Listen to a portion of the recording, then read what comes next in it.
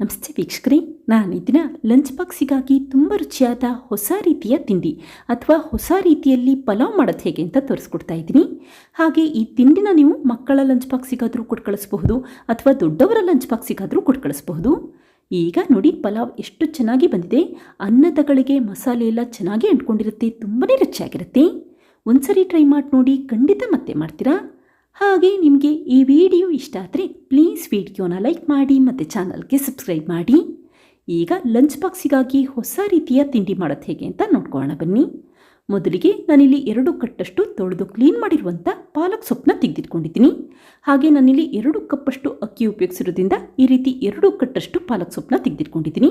ನೀವು ಕಡಿಮೆ ಪ್ರಮಾಣದಲ್ಲಿ ಅಕ್ಕಿ ಉಪಯೋಗಿಸ್ತೀರಾ ಅಂತಂದರೆ ಕಡಿಮೆ ಪ್ರಮಾಣದಲ್ಲಿ ಪಾಲಕ್ ಸೊಪ್ಪನ್ನ ಉಪಯೋಗಿಸ್ಕೊಳ್ಳಿ. ಈಗ ತೊಳೆದು ಕ್ಲೀನ್ ಮಾಡಿರುವಂಥ ಪಾಲಕ್ ಸೊಪ್ಪನ್ನ ಈ ರೀತಿ ದಪ್ಪನಾಗಿ ಹೆಚ್ಚಿಟ್ಕೊಂಡಿದ್ದೀನಿ. ಸಣ್ಣದಾಗಿ ಹೆಚ್ಚಲಿಕ್ಕೆ ಹೋಗಬೇಡಿ, ದಪ್ಪನಾಗಿ ಹೆಚ್ಚಿಟ್ಕೊಳ್ಳಿ. ಈಗ ಮತ್ತೊಂದು ಬಾಣಲಿಗೆ ಅರ್ಧ ಟೇಬಲ್ ಸ್ಪೂನಷ್ಟು ಎಣ್ಣೆ ಹಾಕಿದರೆ 1 ಟೀ ಸ್ಪೂನಷ್ಟು ಜೀರಿಗೆ ಹಾಕ್ಕೊಂಡಿದ್ದೀನಿ.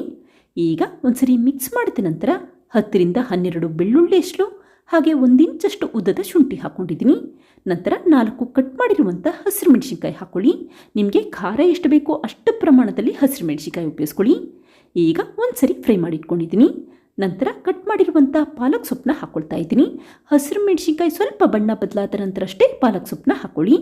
ಈಗ ಉರಿನ ಮೀಡಿಯಂ ಫ್ಲೇಮಲ್ಲಿ ಇಟ್ಕೊಂಡು ಒಂದು 3 ರಿಂದ 4 ನಿಮಿಷ ಹುರಿದಿಟ್ಕೊಳ್ತಾ ಇದ್ದೀನಿ. ಈ ರೀತಿ ಪಾಲಕ್ ಸೊಪ್ಪನ್ನ ಸ್ವಲ್ಪ ಎಣ್ಣೆ ಹಾಕಿ ಹುರಿಯೋದ್ರಿಂದ ಪಲಾವಲ್ಲಿ ಹಸಿರು ಬಣ್ಣ ಹಾಗೇ ಇರುತ್ತೆ ಮತ್ತು ಪಲಾವ್ ಇನ್ನೂ ರುಚಿಯಾಗಿರುತ್ತೆ ಅಂತಷ್ಟೇ. ಈಗ ನೋಡಿ, ಪಾಲಕ್ ಸೊಪ್ಪು ಈ ರೀತಿ ಸಣ್ಣ ಆಗಲಿಕ್ಕೆ ಶುರುವಾಗ್ತಾ ಇದೆ. ಆವಾಗ ಚೆನ್ನಾಗಿ ಫ್ರೈ ಆಗಿದೆ ಅಂತ ಅರ್ಥ. ನೀರಿನಂಶ ಇರಬಾರ್ದು, ಅಲ್ಲಿವರೆಗೂ ಫ್ರೈ ಮಾಡಿಟ್ಕೊಳ್ಳಿ ಅಷ್ಟೇ.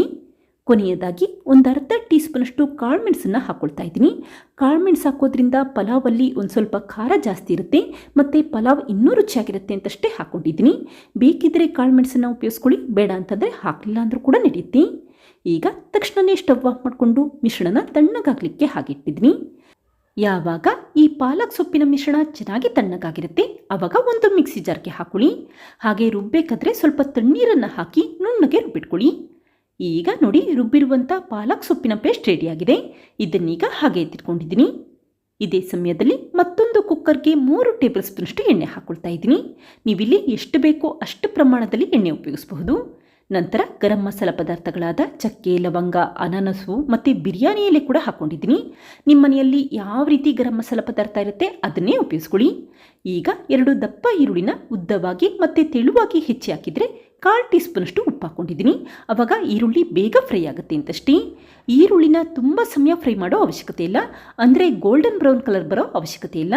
ಈ ರೀತಿ ಈರುಳ್ಳಿ ಸಾಫ್ಟ್ ಆಗಬೇಕು ಮತ್ತು ಸ್ವಲ್ಪ ಬಣ್ಣ ಬದಲಾಗಬೇಕು. ತಕ್ಷಣವೇ ರುಬ್ಬಿರುವಂಥ ಪಾಲಕ್ ಸೊಪ್ಪಿನ ಪೇಸ್ಟ್ ಹಾಕ್ಕೊಳ್ಳಿ. ಹಾಗೆ ಮಿಕ್ಸಿ ಜಾರ್ಗೆ ಸ್ವಲ್ಪ ತಣ್ಣೀರನ್ನು ಹಾಕಿ ಆ ನೀರನ್ನು ಕೂಡ ಉಪಯೋಗಿಸ್ಕೊಂಡಿದ್ದೀನಿ. ಈಗ ಒಂದು ಟೊಮೆಟೊನ ಸಣ್ಣದಾಗಿ ಹೆಚ್ಚಿ ಹಾಕಿದರೆ 3 ಟೇಬಲ್ ಸ್ಪೂನಷ್ಟು ಸಣ್ಣದಾಗಿ ಹೆಚ್ಚಿರುವಂಥ ಕೊತ್ತಂಬರಿ ಸೊಪ್ಪು ಹಾಕ್ಕೊಂಡಿದ್ದೀನಿ. ಈಗ ಉರಿನ ಮೀಡಿಯಂ ಫ್ಲೇಮಲ್ಲಿ ಇಟ್ಕೊಂಡು ಒಂದು 5 ನಿಮಿಷ ಫ್ರೈ ಮಾಡಿಟ್ಕೊಳ್ಳಿ. ಆವಾಗ ಟೊಮೆಟೊ ಸಾಫ್ಟ್ ಆಗುತ್ತೆ ಮತ್ತು ಈ ರುಬ್ಬಿರುವಂಥ ಮಸಾಲೆಯಲ್ಲಿರುವಂಥ ಹಸಿ ಸ್ಮೆಲ್ಲೆಲ್ಲ ಹೊರಟೋಗುತ್ತೆ ಅಂತಷ್ಟೇ. ಈಗ ನೋಡಿ, ಚೆನ್ನಾಗಿ ಫ್ರೈ ಮಾಡ್ಕೊಳ್ತಾ ಇದ್ದೀನಿ. ಹಾಗೆ ಫ್ರೈ ಮಾಡಬೇಕಾದ್ರೆ ಈ ರೀತಿ ಕಂಟಿನ್ಯೂಯಸ್ ಆಗಿ ಮಿಕ್ಸ್ ಮಾಡ್ಕೊಳ್ತಾನೆ ಇರಿ, ಆವಾಗ ಮಸಾಲೆ ತಳ ಹಿಡಿಯೋದಿಲ್ಲ ಅಂತಷ್ಟೇ. ಯಾವಾಗ ಈ ರುಬ್ಬಿರುವಂಥ ಮಸಾಲೆ ಈ ರೀತಿ ಗಟ್ಟಿಯಾಗಿರುತ್ತೆ ಮತ್ತು ಹಸಿ ಸ್ಮೆಲ್ಲೆಲ್ಲ ಹೊರಟೋಗಿರುತ್ತೆ ಆವಾಗ 4 ಕಪ್ಪಷ್ಟು ತಣ್ಣೀರು ಹಾಕ್ಕೊಳ್ತಾ ಇದ್ದೀನಿ. ನಾನಿಲ್ಲಿ 2 ಕಪ್ಪಷ್ಟು ಸೋನಾ ಮಸೂರಿ ಅಕ್ಕಿ ಉಪಯೋಗಿಸಿರೋದ್ರಿಂದ ಈ ರೀತಿ 4 ಕಪ್ಪಷ್ಟು ತಣ್ಣೀರು ಉಪಯೋಗಿಸ್ಕೊಂಡಿದ್ದೀನಿ.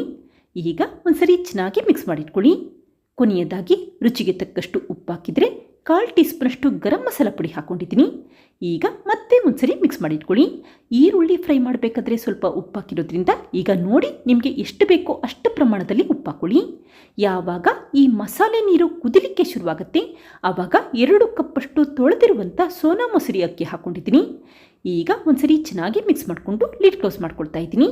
ಹಾಗೆ ಈ ಸಮಯದಲ್ಲಿ ಉರಿನ ಮೀಡಿಯಂ ಫ್ಲೇಮ್ ಅಥವಾ ಮೀಡಿಯಂ ಫ್ಲೇಮ್ಗಿನ್ನ ಸ್ವಲ್ಪ ಜಾಸ್ತಿ ಇಟ್ಕೊಂಡು ಬೇಲಿಕ್ಕಿಟ್ಕೊಳ್ಳಿ. ಈಗ ಲಿಡ್ ಕ್ಲೋಸ್ ಮಾಡಿಕೊಂಡು 2 ವಿಷಲ್ ಕೂಗಿಸಿಟ್ಕೊಂಡಿದ್ದೀನಿ. ನಂತರ ತಕ್ಷಣವೇ ಸ್ಟವ್ ಆಫ್ ಮಾಡಿಕೊಂಡು ಕುಕ್ಕರ್ನ ತಣ್ಣಗಾಗಲಿಕ್ಕೆ ಹಾಗೆ ಇಟ್ಬಿಡಿ. ಇದೇ ಸಮಯದಲ್ಲಿ ಮತ್ತೊಂದು ಪ್ಯಾನ್ಗೆ 1 ಟೇಬಲ್ ಸ್ಪೂನಷ್ಟು ತುಪ್ಪ ಹಾಗೆ ಸ್ವಲ್ಪ ಗೋಡಂಬಿ ಹಾಕಿ ಫ್ರೈ ಮಾಡ್ಕೊಳ್ತಾ ಇದ್ದೀನಿ. ಗೋಡಂಬಿ ಈ ರೀತಿ ಸ್ವಲ್ಪ ಬಣ್ಣ ಬದಲಾದರೆ ಸಾಕು, ತಕ್ಷಣವೇ ಸ್ಟವ್ ಆಫ್ ಮಾಡ್ಕೊಳ್ಳಿ.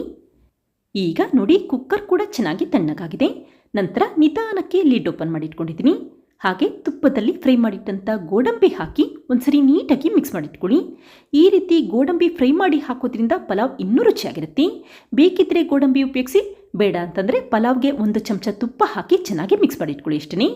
ಈಗ ಮಾಡಿಟ್ಟಂಥ ಪಲಾವ್ನ ಮತ್ತೊಂದು ಪ್ಲೇಟ್ಗೆ ಸರ್ವ್ ಮಾಡಿಟ್ಕೊಂಡಿದ್ದೀನಿ. ನೋಡಿ ಎಷ್ಟು ಚೆನ್ನಾಗಿ ಬಂದಿದೆ. ಹಾಗೆ ಈ ಪಲಾವಲ್ಲಿ ಪಾಲಕ್ ಸೊಪ್ಪಿನ ಫ್ಲೇವರ್ ತುಂಬ ಚೆನ್ನಾಗಿ ಬರ್ತಾ ಇರುತ್ತೆ ಮತ್ತು ಅನ್ನದಗಳಿಗೆ ಮಸಾಲೆ ಎಲ್ಲ ಚೆನ್ನಾಗಿ ಅಂಟ್ಕೊಂಡಿರುತ್ತೆ. ನೋಡುತ್ತಿರಲ್ಲ ಫ್ರೆಂಡ್ಸ್, ಎಷ್ಟು ಸುಲಭವಾಗಿ ಲಂಚ್ ಬಾಕ್ಸಿಗಾಗಿ ತುಂಬ ರುಚಿಯಾದ ಹೊಸ ತಿಂಡಿ ಅಥವಾ ಹೊಸ ರೀತಿಯಲ್ಲಿ ಪಲಾವ್ ಯಾವ ರೀತಿ ಮಾಡಿದೆ ಅಂತ ಗೊತ್ತಾಯ್ತಲ್ವಾ? ನೀವು ಕೂಡ ಒಮ್ಮೆ ಪ್ರಯತ್ನಿಸಿ, ಖಂಡಿತ ಇಷ್ಟಪಡ್ತೀರಾ. Thank you. ಲೈಕ್ ಮಾಡಿ ಮತ್ತು ಸಬ್ಸ್ಕ್ರೈಬ್ ಮಾಡಿ.